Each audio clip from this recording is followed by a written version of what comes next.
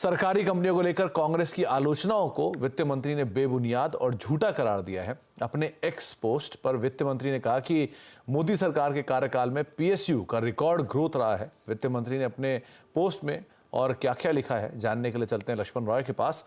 लक्ष्मण जी नमस्कार। पहले तो एक इम्पॉर्टेंट अपडेट आया और उन्होंने बात मेंशन भी करी कि एक बड़ा गेन पीएसयूज के अंदर देखने को मिला है और जो भी आलोचनाएं कांग्रेस ने की थी उन्होंने उसके ऊपर एक बड़ा जवाब भी दिया है।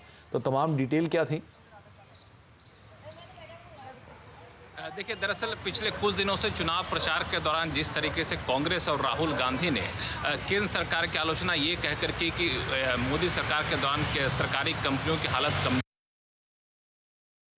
करारा जवाब वित्त मंत्री ने अपने एक्स पोस्ट में दिया है और उन्होंने कहा है कि जो भी आलोचनाएं की जा रही हैं वो बिल्कुल बेबुनियाद है, झूठी हैं। उन्होंने यहाँ तक कहा कि उल्टे जो यूपीए सरकार के कार्यकाल में सरकारी कंपनियों की हालत काफी ज्यादा खराब हो गई थी, जबकि मोदी सरकार के कार्यकाल में हालात बेहतर हुई है, निवेशकों का भरोसा बढ़ा है। और अपनी इस बात को रखने के लिए उन्होंने कई सारे फैक्ट रखे। मिसाल के तौर पर उन्होंने ये कहा कि बैंकिंग सेक्टर में पहले जहां संकट की स्थिति थी, मोदी सरकार में यहाँ पे ग्रॉस एनपीए दशक के सबसे निचले स्तर पर पहुंच गया है, जो कि 3.2% है। सभी सरकारी कंपनियों, सेंट्रल पब्लिक सेक्टर एंटरप्राइजेस की बात करें तो कुल पेड अप कैपिटल 2014 से, यानी जब से मोदी सरकार आई है तब से लेकर के अब तक 155% बढ़ा है। कुल ग्रॉस रेवेन्यू इस दौरान इन सरकारी कंपनियों का 84% से भी ज्यादा बढ़ा है। पिछले 3 साल का हवाला देते हुए कहा गया है कि 81 लिस्टेड सरकारी कंपनियां हैं, उनका मार्केट कैप 225% बढ़ा है और 3 साल में 12 लिस्टेड सरकारी बैंकों का मार्केट कैप 195% बढ़ा है। ये आंकड़ों का हवाला देते हुए निर्मला सीतारमण ने कहा है कि मोदी सरकार के दौरान केंद्र सरकार की कंपनियों की हालत काफी ज्यादा मजबूत हुई है। आगे उन्होंने कई सारी कंपनियों के नाम भी दिए, उनके स्पेसिफिक ग्रोथ प्लान भी बताए। लक्ष्मण जी, एक और चीज इंपॉर्टेंट रही इसमें, जहां पर कंपनी स्पेसिफिक बात कर तो उनकी पोस्ट से कई सारे फॉरवर्ड लुकिंग स्टेटमेंट्स भी देखने को मिले हैं। इस पर आप क्या बोलोगे?